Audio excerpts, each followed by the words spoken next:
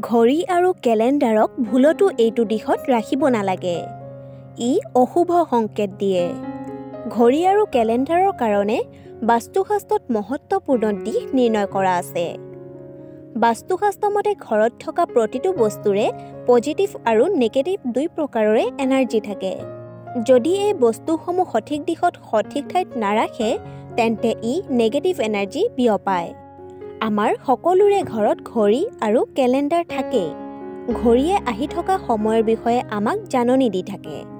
আমাৰ জীৱনত সকলোতকৈ মহত্ব সময়ৰে হয়। সময়ে আমাৰ জীৱন চক্ৰক সঞ্চালিত কৰে। বাস্তুৰ নিয়ম অনুসাৰে আমাৰ ঘৰত বেৰত লাগি থকা ঘড়ীয়ে বহুত মহত্বপূৰ্ণ সংকেত দিয়ে। যদি সেই ঘড়ী সঠিক দিশত সঠিক ঠাইত লগোৱা হয় তেন্তে ই বহুত শুভ ফল দিয়ে। আজিৰ এই ভিডিঅ'টোত ক'ব বিচাৰিছোঁ ঘড়ী আৰু কেলেণ্ডাৰৰ সঠিক দিশ আৰু সঠিক স্থানৰ বিষয়ে।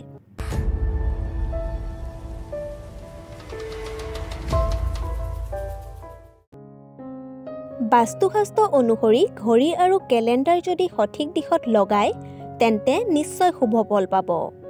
দেখিব যে সকলো সমস্যা সমাধান হ'ব। বাস্তুশাস্ত্ৰ মতে ঘড়ীৰ আকাৰ যদি গোল হয় তেন্তে ই অতি উত্তম হয়। দ্বিতীয়তে ঘড়ীত দেৱ-দেৱতাৰ ফটো থাকিব নালাগে।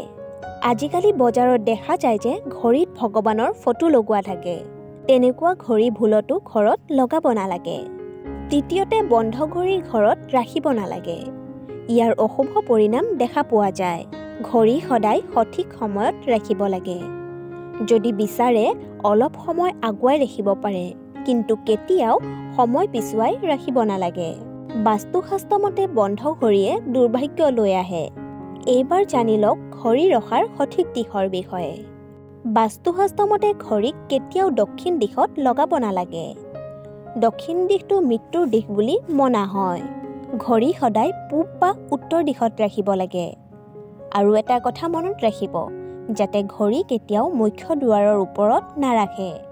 এবাৰ জানো আহক কেলেণ্ডাৰৰ দিশৰ বিষয়ে।